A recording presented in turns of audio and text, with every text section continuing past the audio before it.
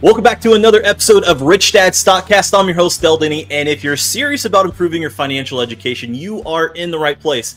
Today, we've got a fascinating topic lined up: navigating economic downturns, how to turn crisis into opportunity. Now, before we dive in, just a quick reminder: if you enjoy the show, make sure you like, subscribe, and drop a comment below. Your feedback really helps us to tailor the content to what you want to hear. And also, don't forget to check out stockcastbonus.com for some free, valuable resources to help you on your financial journey.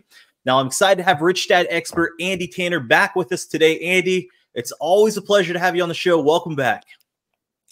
Del, I'm stoked for this topic. It's a timely topic, and it's great to be with you. So thanks much.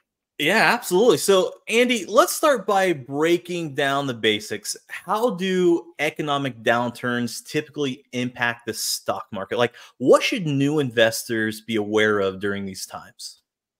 Yeah, it's really a strange psychological thing. My North Star always is learning to teach better. I always look to the Kiyosaki's, Robert and Kim. When I look at paper assets, I look at Warren Buffett every time, and it's interesting because an economic downturn in the in the stock market, it causes the stock market to pull back. That's really the best news that true investors can ever have, because things are on sale. And I like to liken this to the holiday shopping. They have that. I think it's called Black Friday or whatever after Thanksgiving, where the prices go down and people anticipate those sales, and they can't line up, and they're ready and they're prepared to pounce on any type of deal that they see.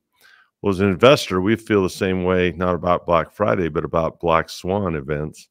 And so an economic downturn can cause a market to go on sale, which for us is just incredible opportunity. So we'll talk more about I imagine, about what an economic downturn is and what it looks like, and then that ripple effect in the stock market. Yeah, let's talk about first off, I guess, say what is, a market downturn, but also what's a black swan? Maybe that's a phrase that people outside the United States don't know.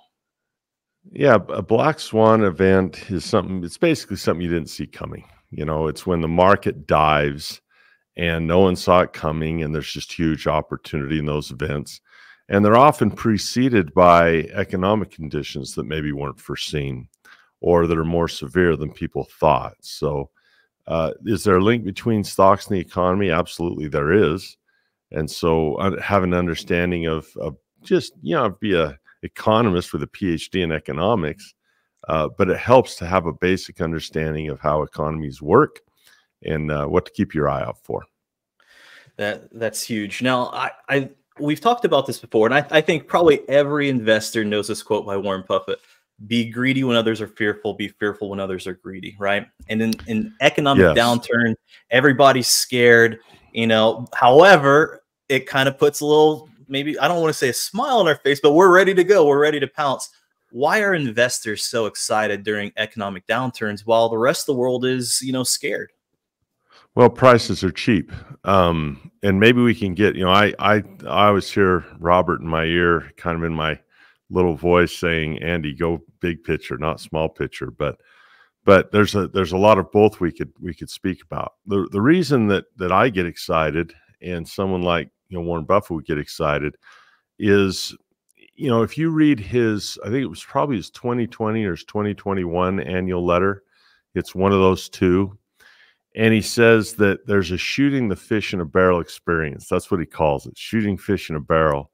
And he says, if you don't have a publicly traded company where emotions can drive stocks up and down, if it's a Dairy Queen or a Geico or a Duracell or a See's Candies, these companies he owns that they have no stock market price fluctuation because they're not for sale. They have no stock price.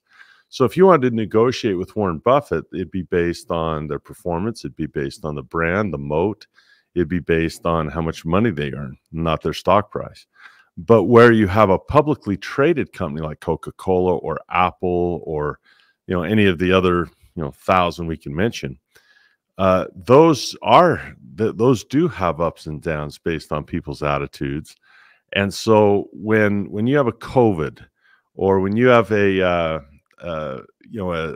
2000 .com bust, or when you have these 2008, every 7 or 8 years, when you have a massive downturn, those are life-changing opportunities where you can pounce on low prices. So that's why we actually don't mind the economic cycles, because when there's panic in the market, there's deals to be had. What he calls shooting a fish in a barrel experience. And you never get those, what he said, in masse, meaning, massively, just to collect a lot of stuff. So right now, not to be too long-winded on the question, right now, in our economy, my team has been talking a lot about sentiment and how people feel. If you'd have told me that with the Fed increasing interest rates, that we'd still have, a market bouncing up against all-time highs, I don't know if I would have believed you, 2-3 years ago. I wouldn't have made sense to me. And what that just talks about is the massive amount of money in this market right now, that people still have money to spend. I mean, that's just the bottom line. They have money to spend. All that COVID money that's been put out in the economy, the $1.9 trillion rescue package that President Biden signed, all that money, people have not spent it all yet. That's why we're still fighting inflation. That's why home prices are still high, and also with a limited inventory, people don't want to get rid of their low mortgage and trade it in for a high one, right? There's just at the grocery store, it's unbelievable. Go buy some eggs. And so and the reason these prices, it's funny, they talk about price gouging.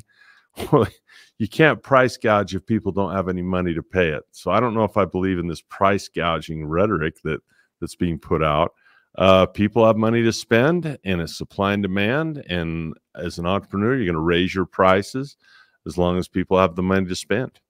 So this sentiment, this environment, to me, this incredible bullishness in the market means that we're getting close to a sale. And that's just my opinion. I don't have a crystal ball, but this feels very, very 1999-ish to me.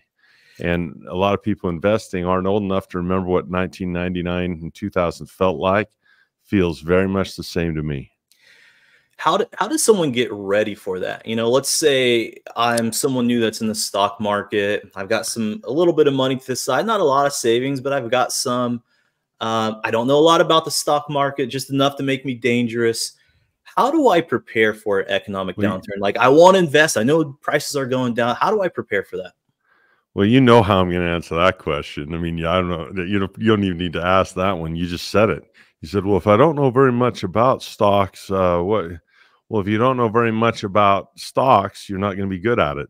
If you don't know much about playing the piano, you're not going to be good at it. And if you don't know much about a sport, you're not going to be good at it. So the people who tend to participate in large transfers of wealth are those that are educated. So I would say number one is get smart. Now, that's easy to say. From a granular level, what does that mean? Well, it means knowing how to hedge, knowing how to make some money on the way down, perhaps. And most importantly is knowing how if you don't have money to participate, you'll have to figure out a way to expand your buying power. Black Friday, the day after Thanksgiving, does no good to anyone who doesn't have any cash or who doesn't have any credit. You've got to have one of those two to be able to participate. If you got cash or credit, you can participate, pick up some great bargains. Well, the same is true with an economic downturn. If an economic downturn causes stock market prices to fall, you're not going to do yourself any favors if you don't know how to use a little leverage in the options market and if you don't have any buying power. Warren Buffett just sold half his Apple. Now, there's a couple of reasons he might do that. Right now, the powers that be, depending on, if you have $100 million, I don't know. I don't know. I mean, if they decide to tax unrealized capital gains at 25%, and Warren Buffett has half his money in Apple that's just been astronomically big, and then you're gonna have a raise in taxes on those that are 100 million or more to 40-50%, whatever they're talking about.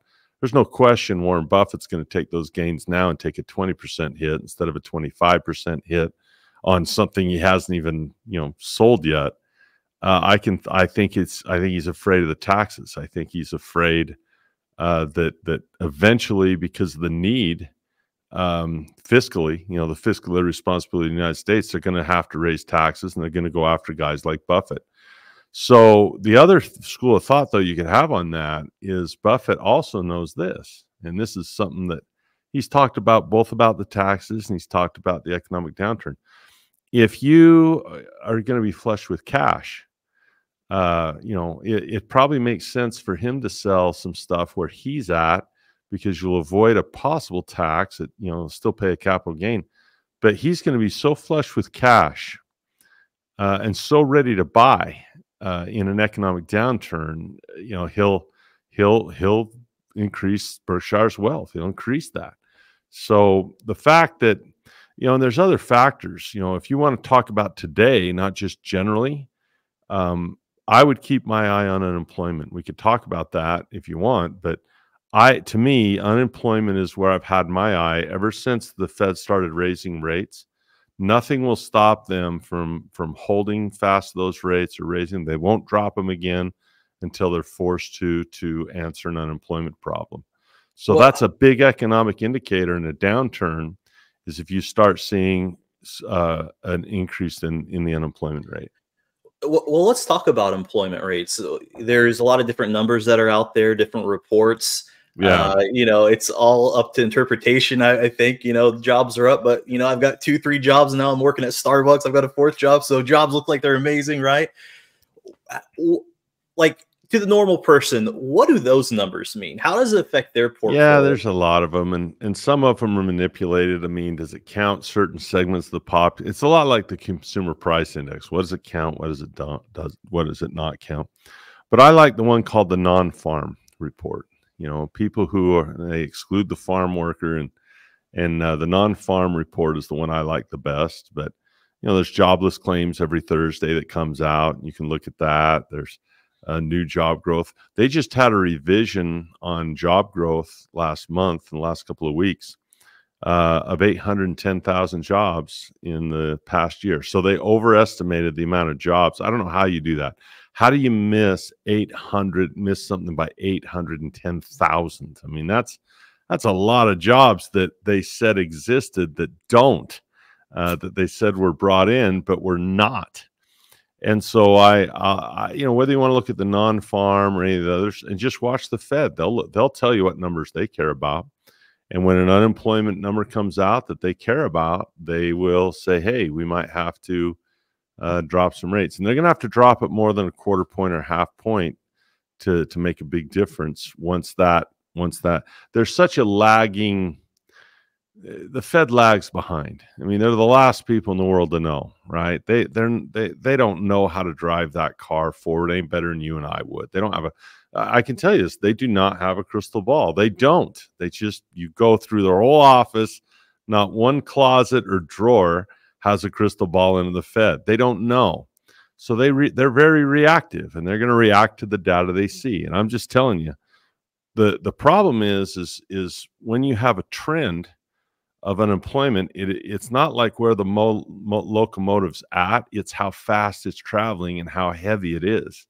And so if you see that jobs number start to, you see that market start to soften, and it turns the tide where jobs are hard to get, that's really a locomotive that can be hard to stop. And so the Fed is in a really rough spot, in my opinion.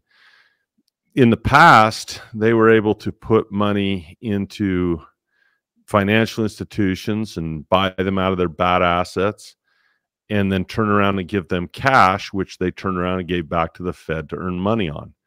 And that was a very slow leak of that money into the real world, because most of it sat at the Fed. The interest they paid might leak in. But when you throw money direct into like COVID, that 1.9 trillion was to people. And so you had much quicker inflation, much more inflation. It wasn't, those people didn't get, like, let me kind of show you this. If the government bails me out and I'm Goldman Sachs and I have some toxic assets, I got a bunch of collateralized debt obligations. So let's just say you got $1 million of collateralized debt obligation and they buy that from you for $1 million. Well, then you take that $1 million and you give it right back to the Fed to pay interest on it. I mean, what a great deal for banks, right? That's so awesome. You have this terrible asset that you want to get rid of. Fed buys it from you, replaces it with fresh cash. Then you take that cash, give it right back to the Fed and earn interest. That doesn't leak as much money into John Q. Public's pocket. But if you take the same government and you say, no, we're going to send you checks directly into the economy, like in COVID, that's going to cause inflation much faster. And this is just my opinion. So there's still a lot of money out there being spent. It's keeping prices high. But when it starts to turn, when that money starts to run out, you have this ramping up of production. You have all this money to be spent. And so people say, hey, I want this, I want that, I want this, I want that.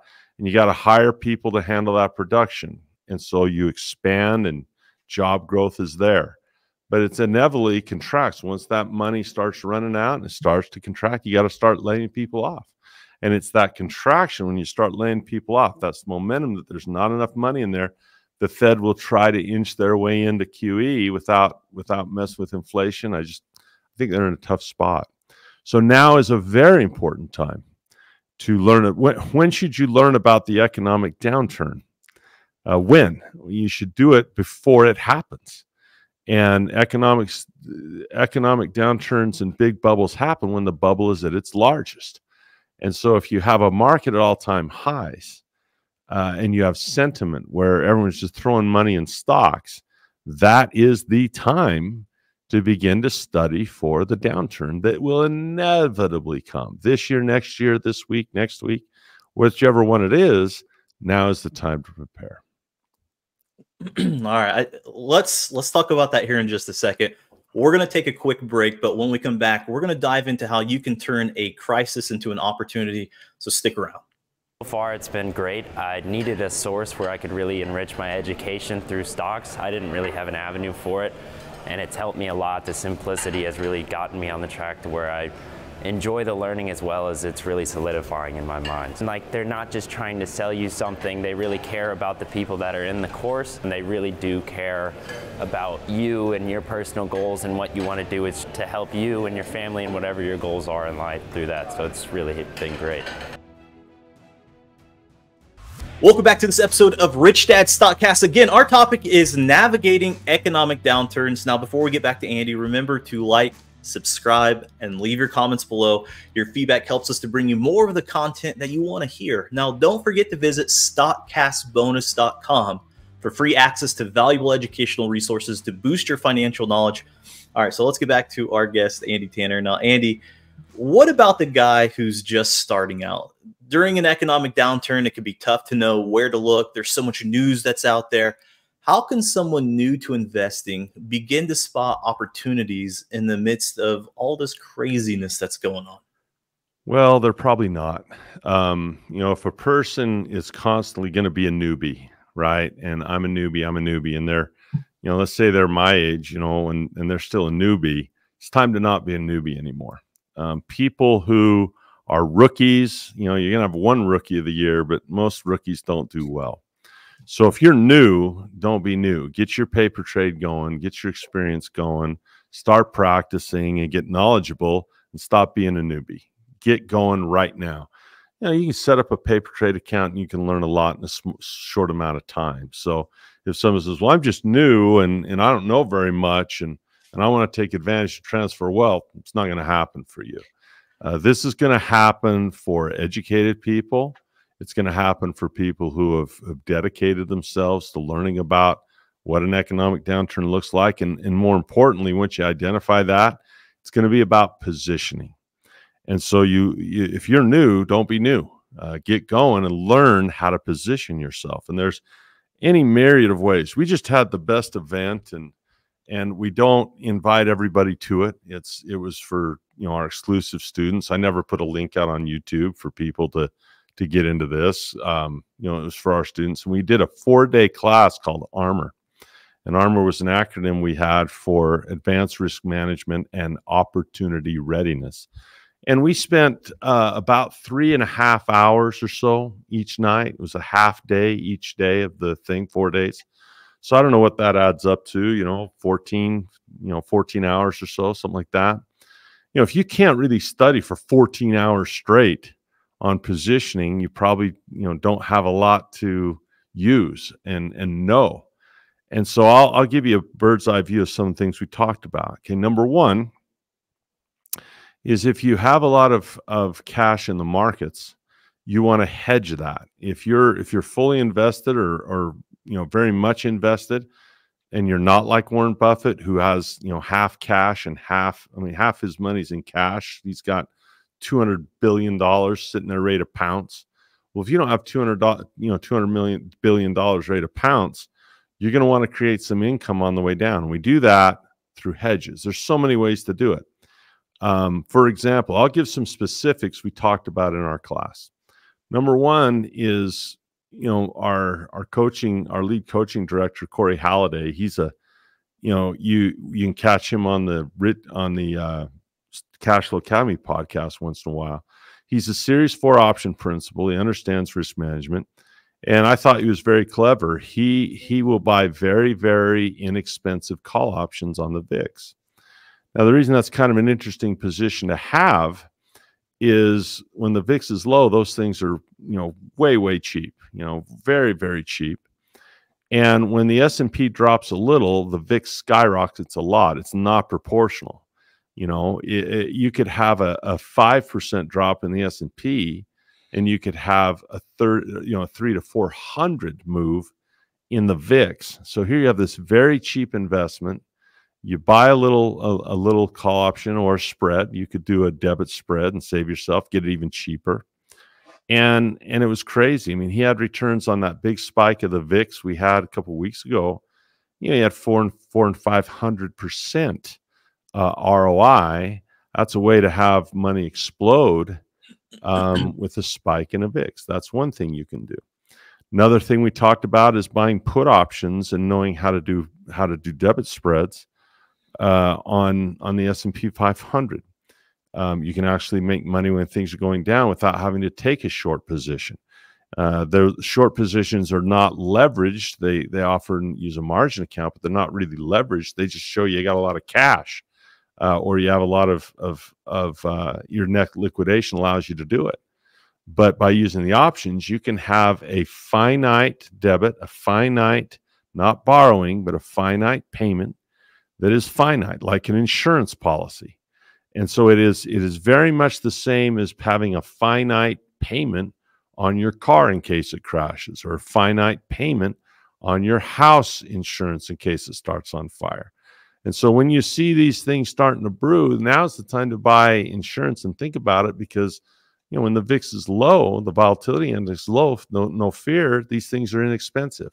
So this is, what Robert Kiyosaki, I can hear him in my ear, Andy, that's just jargon. That's just small picture. That's blah, blah, blah. Well, if you don't understand any of those things, that's where you start to get educated. And you either know those things or a person doesn't know those things. And, I think my least favorite story in the Bible, there's some great ones. Like I love the Good Samaritan. I think that might be my favorite. I love the prodigal son because that's who I am. I love that type of stuff. But the one thing I don't like is I don't like the concept of a Garden of Eden. I hate that. When they got kicked out of the garden, the first penalty given to man was work, by the sweat of your brow will you earn your bread all the days of your life until you return to the ground. From dust then to dust you'll return. The idea of framing work as a penalty has really harmed mankind, because work is not a penalty. Work is an opportunity. Work is not a burden. Work is an opportunity. And if you want to work to learn how to do this stuff, you can have a real result. But most people want the Garden of Eden. They want an idea of something for nothing, where I walk around and the lamb lays down with the lion and there's no problems and the fruit grows and I have no noxious weeds to afflict and torment man. Everything's rosy. That's not the world I live in. I live in a world where work gives a result. So a lot of people, you can listen to all the podcasts in the world you want to, but until you really understand some of those instruments in a detailed way, you're going to be a newbie and you're going to watch this wealth happen instead of participating and putting in your pocket. So it's really good news. The human nature makes it a little tough. I don't want to be too wordy, Del. I don't want to dominate our conversation, but I'll add this and then I'll shut up and let you ask your next question. I look at these attorneys who sell asset protection, and that's got to be the worst job in the world, because what they're doing is they're trying to sell you protection against something that is going to happen in the future that you don't feel pain right now. And it's human nature that as long as things feel okay, well, then I don't need asset protection. But as soon as you get hit with that lawsuit, now it's too late, because wherever you are, you don't get to do it retroactively. You don't get to move assets around now. You got to be ready. And I think the same is true with your opportunity to buy stocks low. If I have a certain amount of money in the market and I hedge it, I now can put an asset on my net worth, meaning that it's neutralized. If one goes up, it goes down, and the reverse. So the net worth stays the same, right? If I have hedged investments. But what's really nice about some is when the market goes down and these hedges go up, I sell the hedges flush with cash. I come in and buy, and maybe you double the amount of assets you have. That's aggressive, whatever ratio you want. And when the market recovers, you've doubled your wealth, or increased it significantly. So learning how to hedge is huge. I loved COVID. There's talks of viruses out there. I would never wish that on humanity. But I'll tell you, when things like that happen, you have to take advantage of them. And you do that by knowing what hedges are, by understanding the options market, by understanding the telltale signs of economic slowdown. And there's a lot of them right now that suggest, that we're starting to turn.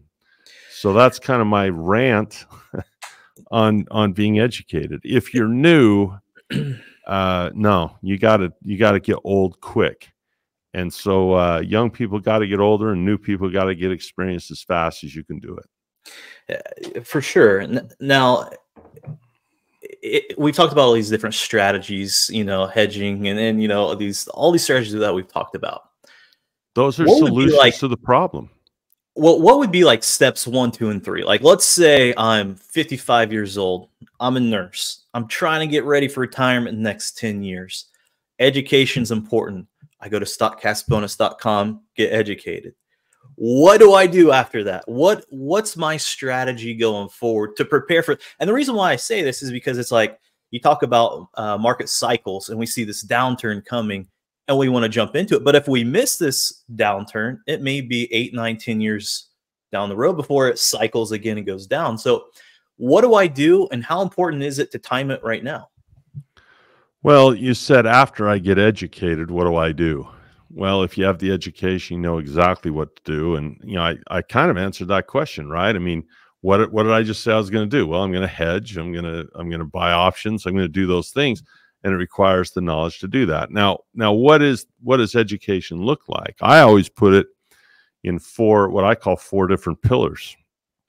And I have not found in real estate, business, stocks, any asset class, I've never seen any transaction that doesn't fit within the 4 pillars of investing, in being able to tell whether it was a good one or whether it wasn't a good one, and have a better idea of what the investment was at the time.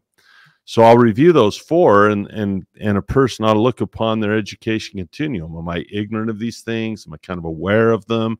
Am I competent? Can I get on the test, or am I already proficient in doing them? I think those are the 4 areas on that continuum you could be. So the first one is what we would call fundamental analysis. What are you going to do after you learn what a fundamental analysis is? You're going to do one. And you can do this on 3 levels. You can do it in your personal financial statement, which is going to be the most important one, is yours. You're going to do it on corporations, the individual stocks. You need to know their fundamentals. And then we need to have what I would call sovereign fundamentals or broad systemic fundamentals. And that could be Europe, that could be Asia, that could be South America, and it's certainly going to be the United States. And so understanding the fundamentals of income, expense, asset, liability, cash flow, and equity, or on a personal level, net worth, a person needs to know those trends and how those interact. Think about this, Del. There's not a transaction in the world between two parties that can't be tracked. The cash flow can't be tracked through two financial statements. I mean, if you and I do a deal together and you spend money and I earn it, or vice versa, that cash is going to flow out of one statement into another, and it's going to touch, expenses, income, asset, liability. And it doesn't really matter how elaborate those financials become, because find me the most complex, Berkshire Hathaway business, a fifth, 5% of the S&P. I can still tally it up and say, here's their income, expenses, assets, liabilities. Here's their cash flow and their bottom line, their net income, and then their equity. I can see those trends. You can give me the most complex nation in the world, and I can, United States, and I can fill out those boxes. So the ability to fill out those boxes seems pretty simple, but that's where it starts. And then you start analyzing fundamentally where they are and where they're strong or where they're weak. Second is how to read a chart. And that's very important when you're going to trade options, not so much in terms of direction, but in terms of range and probability. What's the likely range of a market to be in? Those two things are information only. They're gathering information, fundamental information about the entities involved, and then technical information, which is really the pulse and the emotions of the market. So you have their actual business dealings, and then you have how everyone feels about everything. And measuring those two is helpful, particularly if you're going to trade some options and want to know ranges of markets. So once I have those two, which is just information, now I'm going to position myself. And that's the next two pillars, cash flow and risk management. So once I'm confident in where I'm at in gathering my data, am I going to hedge? Am I going to use a future on the S&P or the micro S&P futures? Am I going to do a debit spread? Am I just going to buy protected puts? Do I understand things like the nominal value of my account? Do I understand things like delta hedging? Do I understand, beta weighting to understand how my portfolio, and this is all jargon. This is all small picture stuff, but these are the things I can do in terms of cash flow and risk management to position myself strategically. And if a person sees that as a burden, I don't know what to tell them. If they see that it is illuminating, exciting, boy, they're about to just have an explosion of knowledge and confidence as we approach these markets. So in summary, an economic downturn is when we start having less production, there's less demand because there's less money. Money creates demand. Where does money come from? It comes from working at a job, it comes from borrowing, right? That's where that stuff comes. So if people can't get a job and now they've maxed out on what they can borrow, and the amount of money you can borrow is a lot determined on how much you can pay back at the time. And so once people can't fulfill those obligations, they're not allowed to borrow anymore. And once we don't have as many jobs creating income to be spent, and all the money's kind of in the pockets of the rich, it's time for a change. It's time for a downturn, and those prices will drop, and you're either ready to pounce with your 4 pillars education, or you're not ready to pounce. And I'll tell you, it is life changing. You get maybe 4 or 5 of those during your life to really clean house and really be ready. And I don't think most people realize how life changing it could be. So understanding that stuff, really important. That's huge. Now, one last question. This is rapid fire. Economic downturn hits. It's the fog of wars going on. How do you fortify your mindset as you're going through that? Well, in the fog of war, you got to remain calm. And if you have a plan in place, you execute your plan. It's not that tough. I mean, If you've done the drills, you know, when my kids were little, we had a fire drill we did. And I said, if there's a fire, this is what we do. So if you don't have a plan and the fire hits, you don't know what to do. As soon as the smell of smoke comes, you know exactly what to do if you have a plan. So it's less about predicting the downturn than preparing for when it happens, because it's going to happen for sure, right? Like there's not a question that it's going to happen. Oh, is the market going to fall someday? Of course it is. So when? I don't know. I don't care. But now's the time to prepare. So there you go. There you go. Wonderful, wonderful. Andy, thank you. Well, that's a wrap for today's episode of the Rich Dad Stockcast. I hope you found our conversation on navigating economic downturns and really turning crisis into opportunity insightful. And a big thank you to Andy Tanner for sharing his expertise with us. Now, whether you're just starting to invest or getting ready for retirement, staying informed and educated is key. And on that note, don't forget to check out stockcastbonus.com for some great free resources to support your financial journey. And if you've enjoyed today's episode, be sure to like, subscribe, and leave a comment. Your feedback really helps us to keep improving and bringing you the content that you want to hear. And don't forget to share this podcast with your friends and your family to help them make smarter financial decisions too. Thanks for tuning into Rich Dad Stockcast. Until next time, stay smart, stay invested, and take control of your financial future. I'm Denney, and we'll see you on the next episode. This podcast is a presentation of Rich Dad Media Network.